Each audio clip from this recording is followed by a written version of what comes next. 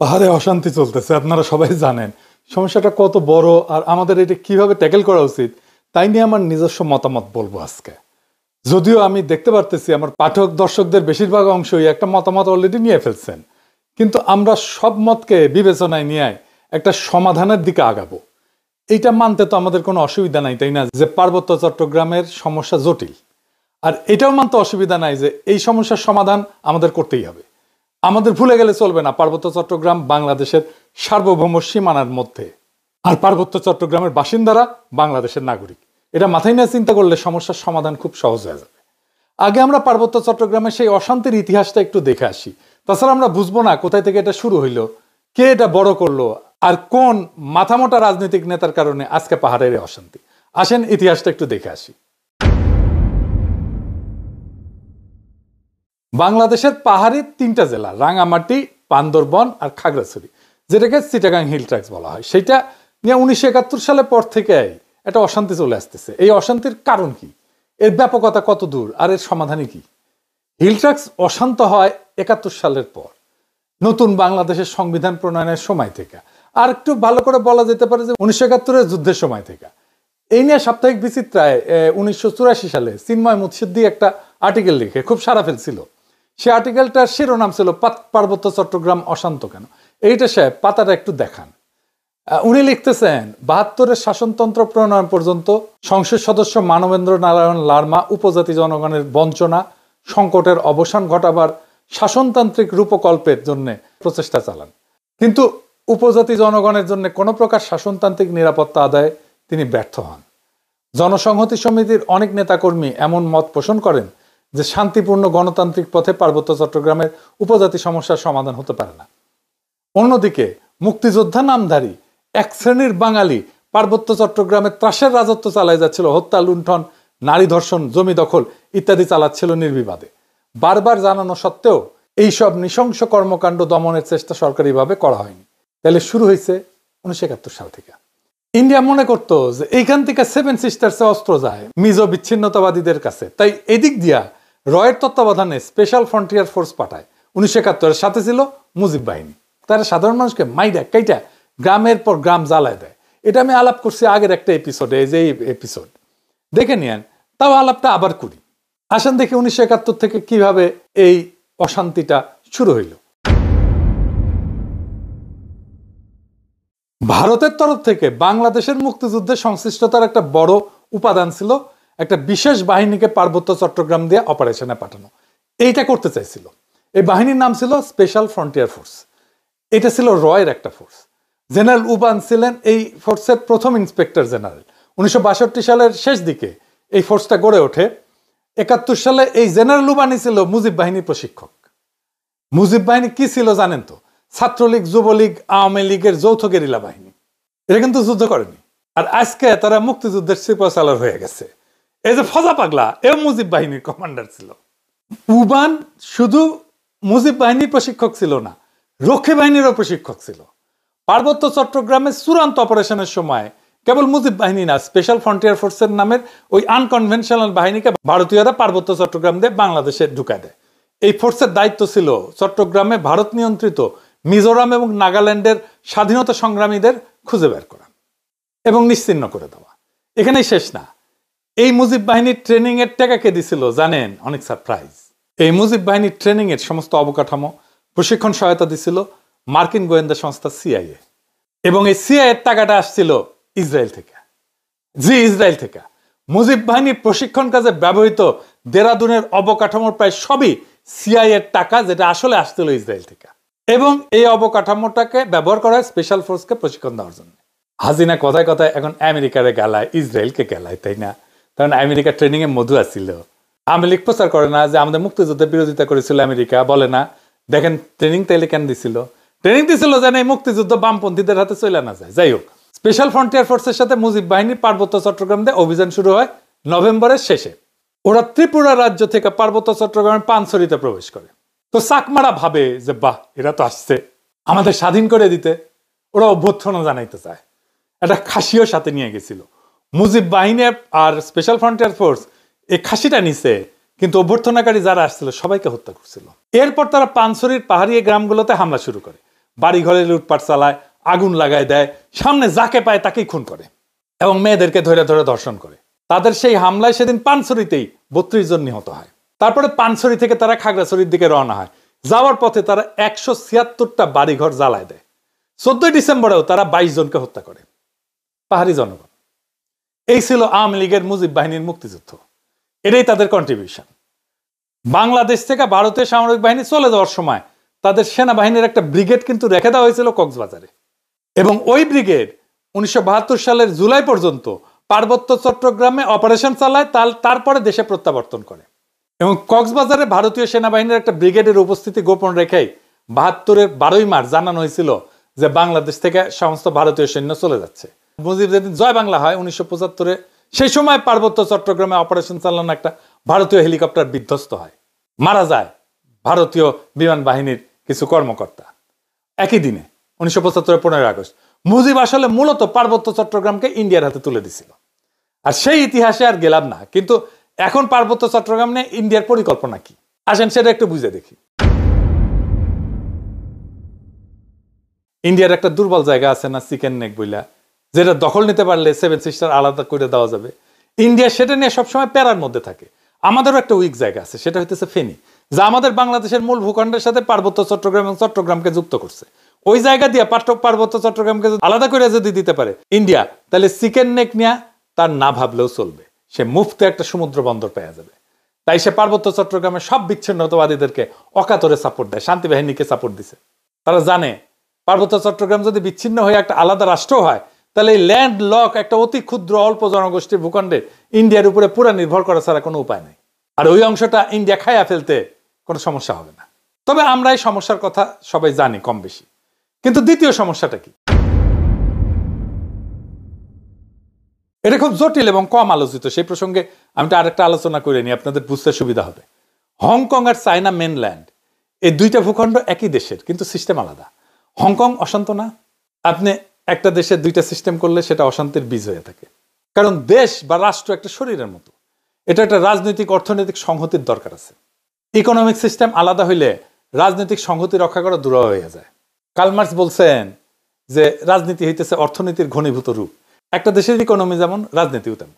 তো পার্বত্য চট্টগ্রামের ইকোনমি কি আলাদা? হ্যাঁ, আলাদা।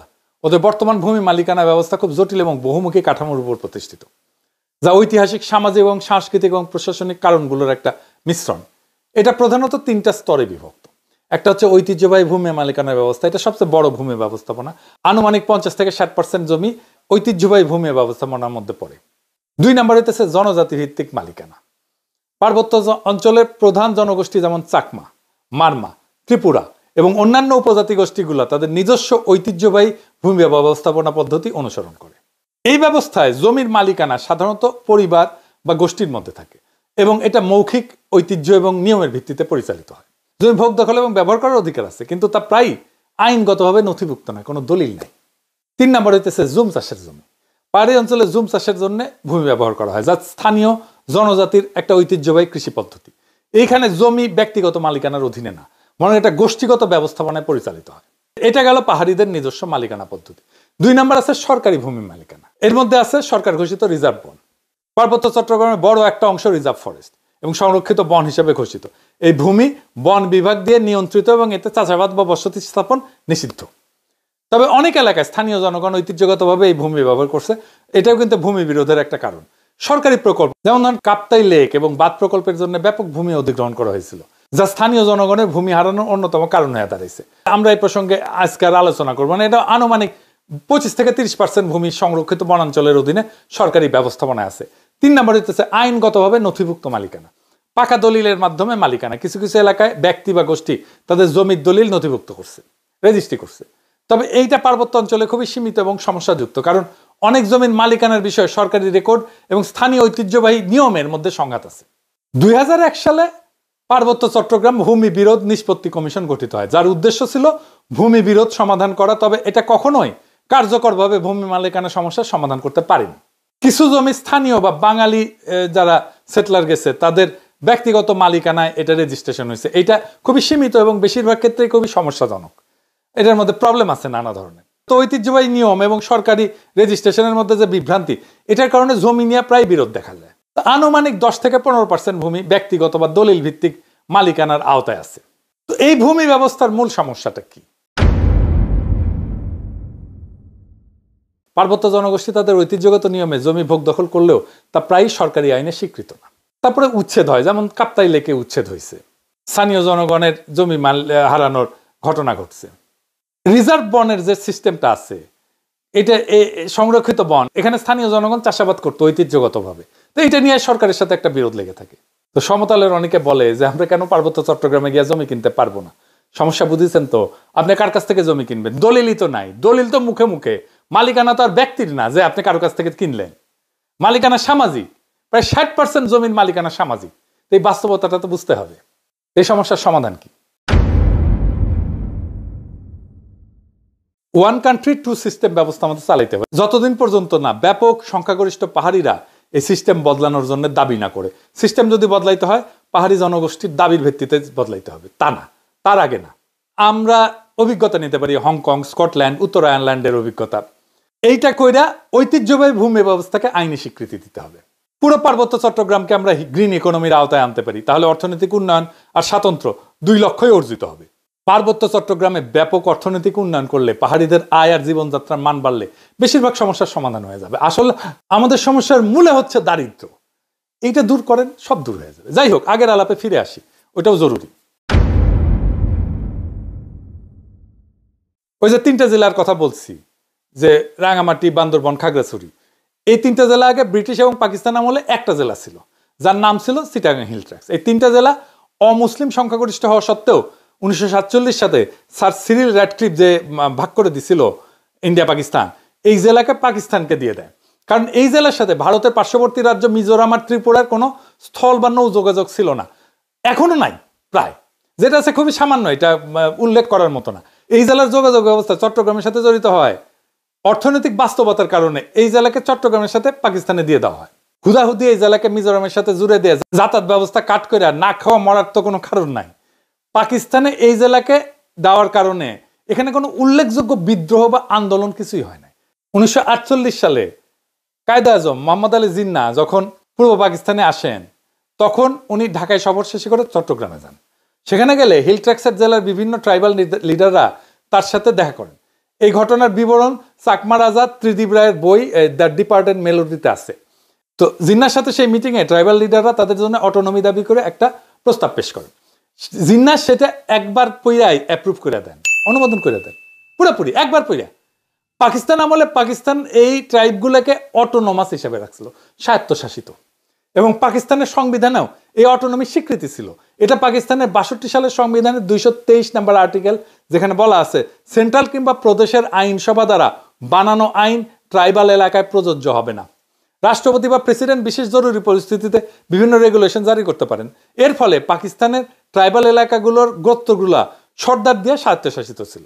পাকিস্তানে কিন্তু খালি একটাই ট্রাইবাল এলাকা ছিল না, পশ্চিম পাকিস্তানেও সীমান্ত প্রদেশে অনেকগুলো পাঠান আর বালুচ ট্রাইব আছে, যারা তখন স্বায়ত্তশাসিত ছিল।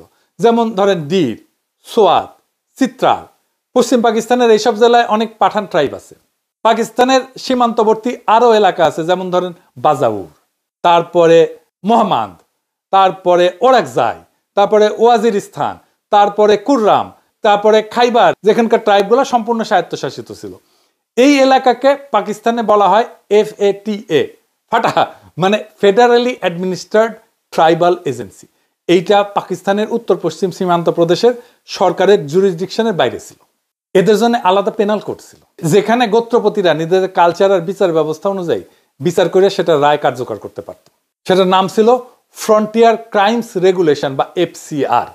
পাকিস্তানের 2018 সালে FATA কে খাইবার পাখতুনখোয়া প্রদেশের সাথে একীভূত করা হয়।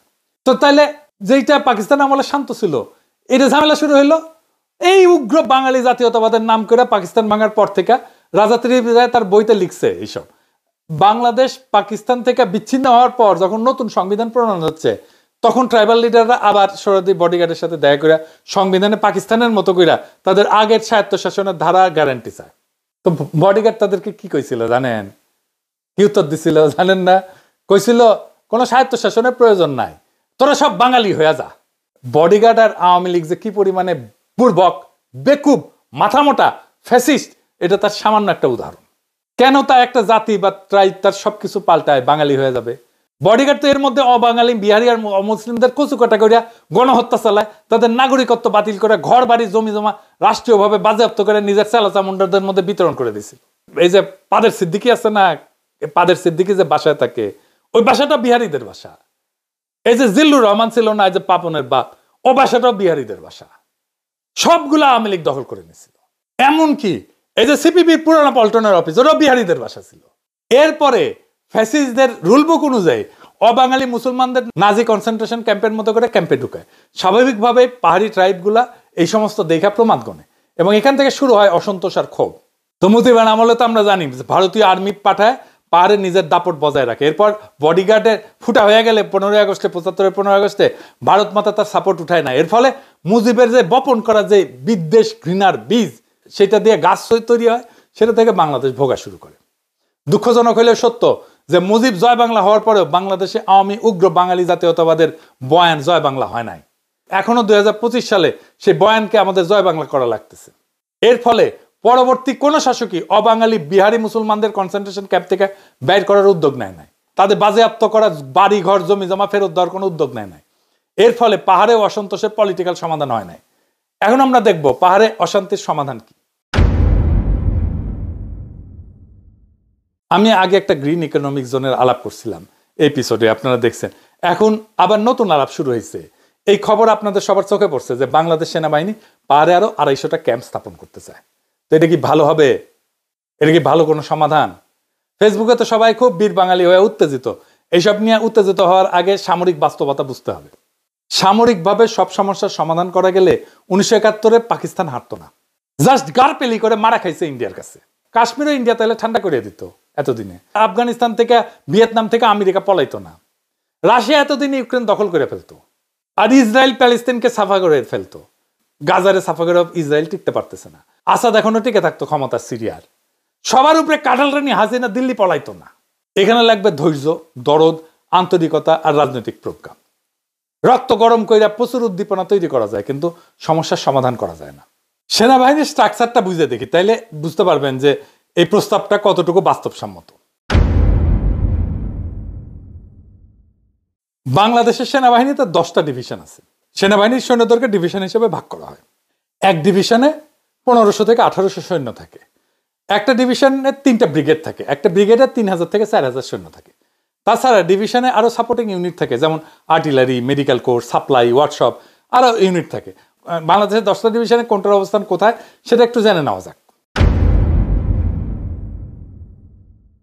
যশোরে 55 ডিভিশন, বগুড়াতে 11 ডিভিশন, রংপুরে 66 ডিভিশন, ভারতের পশ্চিমবঙ্গের সাথে সীমান্তেই 3টা ডিভিশন। এরপর উত্তর মেঘালয়ের বিপরীতে টাঙ্গাইলের ঘাটাইলে 19 ডিভিশন আর সিলেটের 17 ডিভিশন।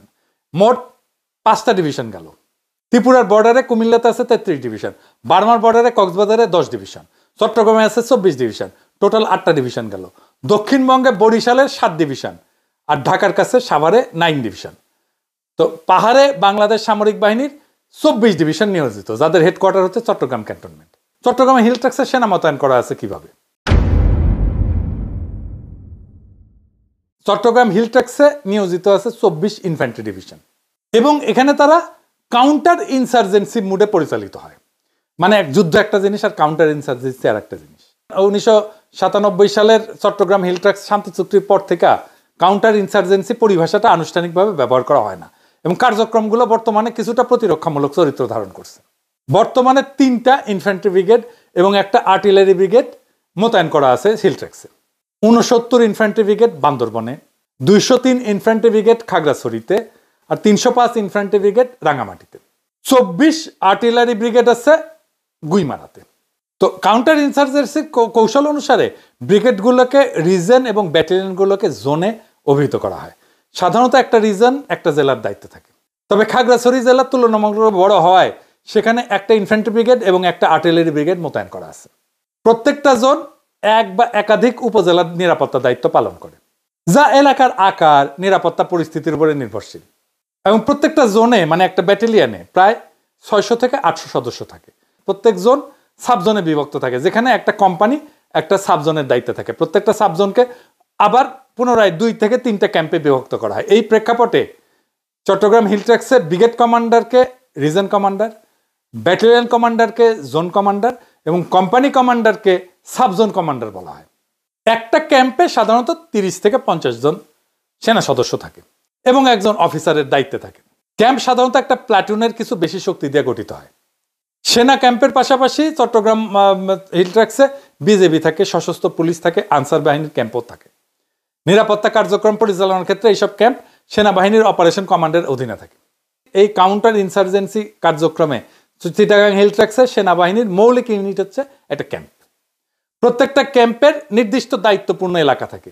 ওই এলাকায় তারা নিয়মিত বিশেষ টহল পরিচালনা করে, সড়ক পথের নিরাপত্তা নিশ্চিত করে এবং সামগ্রিক আইন শৃঙ্খলা পরিস্থিতি নিয়ন্ত্রণে রাখে। অন্যদিকে সশস্ত্র পুলিশ এবং আনসার সাধারণত স্থায়ী পোস্ট পরিচালনা করে। তো তাইলে একটা ডিভিশনে আমরা হিসাব করে দেখতে পারি এক প্ল্যাটুনে 30 থেকে 35 জন সৈন্য থাকে। আমাদের 24 ডিভিশনে পুরোটাই পাহাড়ে ডিপ্লয়েড বিভিন্ন ক্যাম্পে। আরো নতুন 250টার মতো ক্যাম্প, মানে 250টা নতুন প্ল্যাটুন লাগবে, তাই না? তা আকাশ থেকে আসবে না। অর্থাৎ এই দাবি মিটাইতে গেলে পাহাড়ের চট্টগ্রামের 24 ডিভিশন ছাড়াও আরো 2টা ডিভিশন ডিপ্লয় করতে হবে। এই ডিভিশন আসবে কোত্থেকে? পাহাড়ে অতিরিক্ত 2টা ডিভিশন মোতায়েন করা মানে ভারতের সাথে আমাদের সীমান্ত থেকে 2টা ডিভিশন পুল আউট করতে হবে, করে সেটাকে পাহাড়ে ডিপ্লয় করা লাগবে। এর ফলে ভারতের সাথে সীমান্ত এলাকায় 2টা সীমান্ত এলাকা খালি হয়ে যাবে, 2টা ডিভিশন খালি, 2টা ক্যান্টনমেন্ট ফাঁকা হয়ে যাবে রে ভাই। এইটা কেমনে আপনারা চিন্তা করলেন? তাও এটা আর্মি থেকে সিদ্ধান্ত দেওয়া হয়েছে, তাও আর্মি থেকে চাওয়া হয়েছে।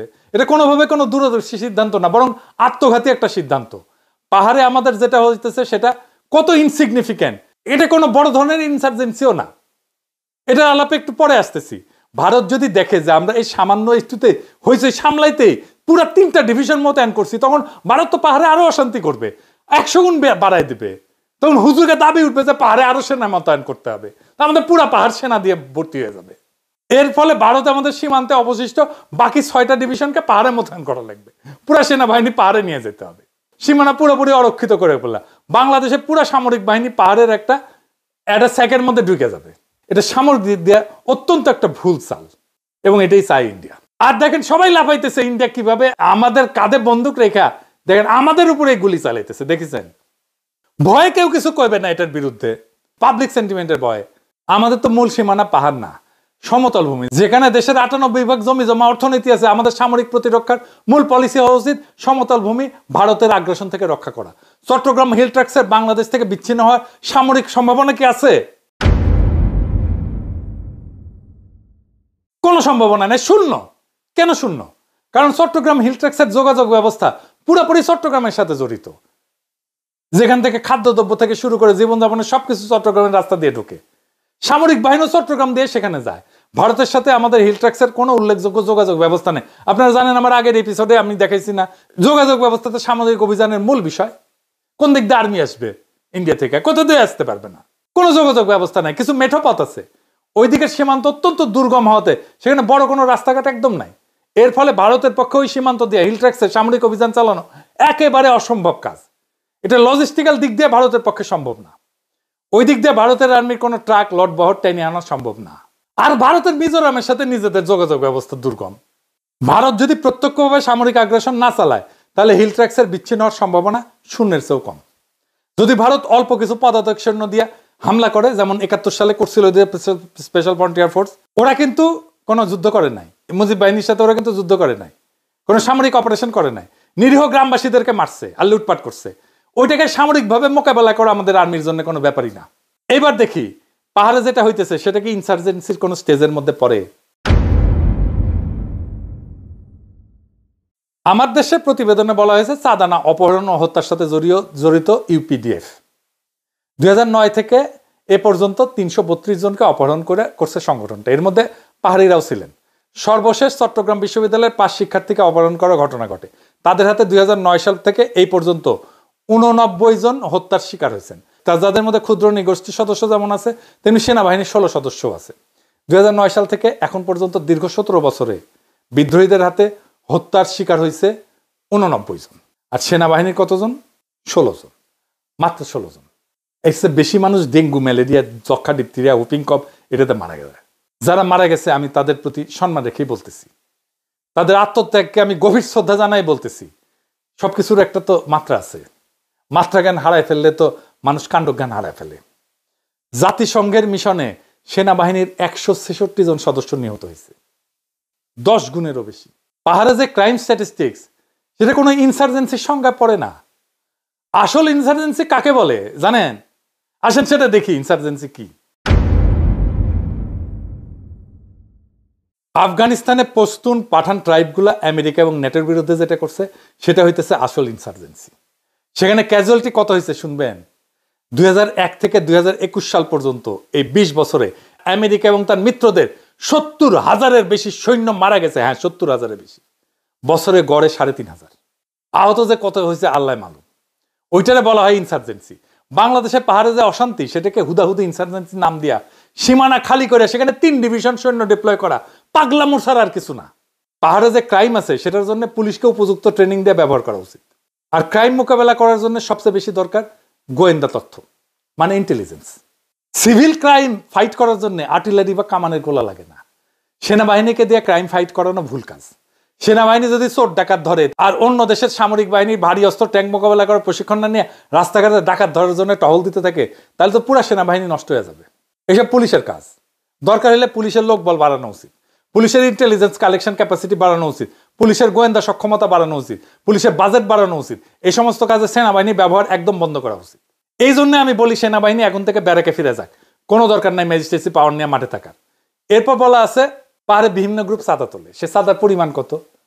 আমাদের দেশের রিপোর্টে আছে সব গ্রুপ মিলে 3 জেলাতে সারা বছর চাঁদা তুলছে 350 কোটি টাকা। হ্যাঁ, হাসমু না কানমু? হ্যাঁ, এডিটার সাহেব এরা ঘোড়ার হাসি দেন, আমার তো হাসি আসছে না, হাসার চেষ্টা করলাম, জানেন না ঘোড়ার হাসি। ঢাকা শহরে শুধু পরিবহন খাতে সারা বছরের চাইতে অন্তত 10 কোটি টাকা বেশি চাঁদাবাজি হয়। দৈনিক 1 কোটি টাকা চাঁদা ওঠে এখান থেকে। হাসিনার পিয়ন 400 কোটি টাকা কামাইছে। পাহাড়ের সমগ্র গোষ্ঠী মিলে সারা বছর যা চাঁদাবাজি করে, খালি পিয়ন তার চেয়ে বেশি চাঁদাবাজি করে। তাহলে পাহাড়ে অশান্তির সমাধান কি?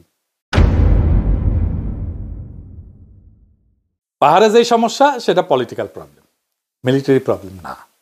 পলিটিক্যাল প্রবলেমের সমাধান পলিটিক্যাল ভাবে হওয়া উচিত, সামরিক ভাবে না। তো কি পলিটিক্যাল সমাধান আছে? পাকিস্তান আমলের মতো ট্রাইবগুলোকে অটোনমি দিয়ে দেওয়াই সবচেয়ে বেস্ট পলিটিক্যাল সলিউশন। এই অটোনমিকে সাংবিধানিকভাবে স্বীকৃতি দেওয়া উচিত। সংবিধানে পাকিস্তান আমলের মতো এই অটোনমির ব্যাপারে সাংবিধানিক ধারা যোগ করা উচিত। খালি আওয়ামী উগ্র বাঙালি জাতীয়তাবাদের নামে পাহাড়ে এই ট্রাইবগুলার অটোনমি কেড়ে নেওয়ার ছিল অত্যন্ত ফ্যাসিস্ট এবং বোকামিপূর্ণ সিদ্ধান্ত, যেটা আমরা আজও কন্টিনিউ করতেছি। এই আওয়ামী বাঙালি জাতীয়তাবাদী বয়ানের খপ্পরে পইরা আমরা অসংখ্য অবাঙালি মুসলমান বিহারীদেরকে গণহত্যা করে কনসেন্ট্রেশন ক্যাম্পে ঢুকে একদম শেষ করে দিছি। বহুত বাঙালি আনা 54 বছর, এবার থামা উচিত। এই বাঙালি আনা বন্ধ করা উচিত। পাকিস্তান আমলে যখন 2 পাকিস্তানের ট্রাইবগুলো অটোনমাস ছিল, তখন তো পাকিস্তানিরা বলে নাই যে ট্রাইবগুলো বিচ্ছিন্ন হয়ে যাবে। তাদের মধ্যে তো অমূলক ভয় কাজ করে নাই। এই সমস্ত সম্পূর্ণ ভিত্তিহীন কথাবার্তা। আসল স্টেটসম্যানের পরিচয় হচ্ছে এই সমস্ত ব্যাপারকে প্রজ্ঞার সাথে ডিল করা, হুজুগে বা আবেগে না চলা।